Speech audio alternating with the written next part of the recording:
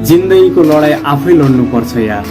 यहाँ सबैजनाले ज्ञान मात्र बाँड्छन्, साथ कसैले पनि दिँदैनन्।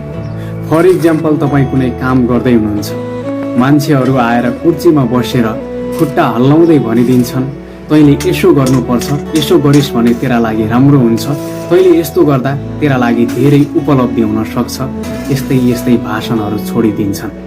तर तपाईँले गरिरहेको काममा कोही माइकीलाल आएर हात अगाडि बढाएर तपाईँको समर्थन र साथ कहिल्यै पनि दिँदैन। बाहिरी देखावटी समर्थन गरे पनि भित्री रूपमा तपाईँलाई कसैले पनि साथ दिँदैन। कसैले दिएको सल्लाहले तपाईँको बाटो अवश्य पनि देखिन सक्छ, तर गन्तव्यमा पुग्नका लागि आफै मेहनत र भरपूर परिश्रम गर्नुपर्छ, दुःख गर्नुपर्छ, सङ्घर्षलाई झेल्न सक्नुपर्छ। दुनियाँले ताना सुनाउँछ, दुनियाँले आलोचना गर्छ, यस्तो यो यस्तो भनिराख्छ, तर साथ बाहिरी रूपमा दिए पनि तपाईँलाई वास्तवमा साथ कसैले पनि दिँदैन। तपाईँको जिन्दगीसँग आइपरेका कठिनाई, बाध्यता, आवश्यकता हरेक कुरा टाल्ने स्वयं तपाईँ आफैले हो। त्यसैले कसैको भर पर्नु सायद मेरो विचारमा उचित हुँदैन।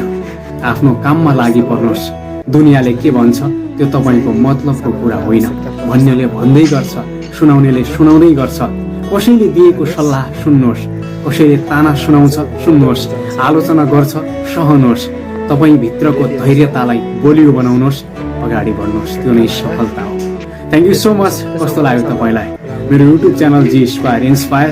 अब यति नै भने एकदमै पावरफुल मोटिभेसन भिडियोको लागि चाहिँ त्यता भिजिट गर्नुहोला। हेर्नुहोस् गाइजहरू, हरेक सामानहरू छ हामीसँग चाहिँ। यस्तै मेसिनहरू पनि छ, हेर्नु होला। हेर्नुहोस् सामानहरू, औजारहरू।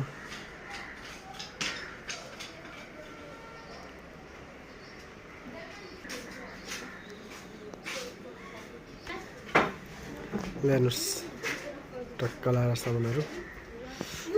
चस्मा पनि छ, काम गर्दाखेरि लाउने। हेर्नुहोस्